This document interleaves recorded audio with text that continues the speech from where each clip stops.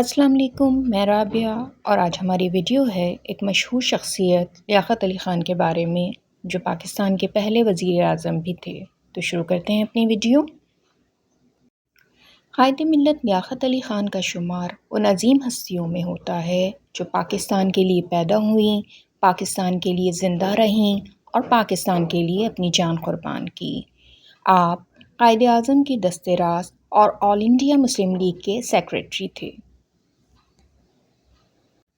آپ 1895 میں کرنال کے ایک نواب خاندان میں پیدا ہوئے۔ ابتدائی تعلیم آپ نے یو پی سے حاصل کی، بی اے علی گڑھ یونیورسٹی سے کیا اور بیرسٹری کی تعلیم حاصل کرنے انگلینڈ میں آکسفورڈ یونیورسٹی میں داخلہ لیا۔ 1921 میں آپ نے قانون کی ڈگری حاصل کی۔ فارغ التحصیل ہو کر آپ نے ہندوستان واپس آ کر سیاست میں حصہ لینا شروع کر دیا۔ آپ فطرتاً خاموش طبع اور محنتی انسان تھے۔ آپ کے دل میں قوم کا گہرا درد تھا، اسی لیے قائد اعظم آپ کی قابلیت اور فرض شناسی کی قدر کرتے تھے۔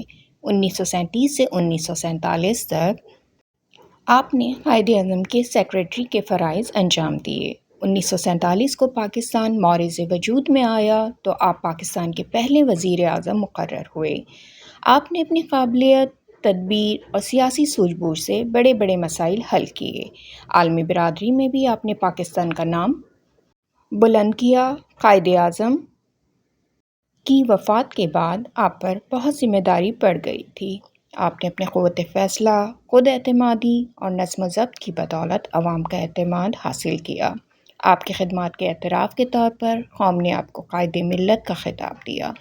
دستور پاکستان کے سلسلے میں آپ نے قرارداد مقاصد کی تشکیل کی، جس کی روح سے پاکستان کا آئندہ دستور اسلام اور جمہوریت کی روشنی میں مرتب ہونے کی توقعات پیدا ہو گئیں۔ آپ نے امریکہ کا دورہ کیا اور وزرائے اعظم کی کانفرنس میں شامل ہو کر پاکستان کی حقیقت کو تسلیم کروایا۔ 16 اکتوبر 1961 کو آپ راولپنڈی کے لیاقت باغ میں ایک اہم تقریر کرنے والے تھے۔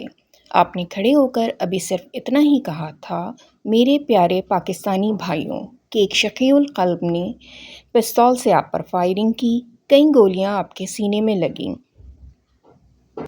جس کے نتیجے میں آپ ہمیشہ ہمیشہ کے لیے قوم کو داغ مفارقت دے گئے۔ قوم آپ کو شہید ملت کے نام سے یاد کرتی ہے۔ آخری وقت بھی آپ کی زبان پر یہی جملہ تھا، خدا پاکستان کی حفاظت کرے۔ آج کے لیے اتنا ہی، میری نیکسٹ ویڈیو تک اپنا بہت خیال رکھیے گا، پھر ملتے ہیں، اللہ حافظ۔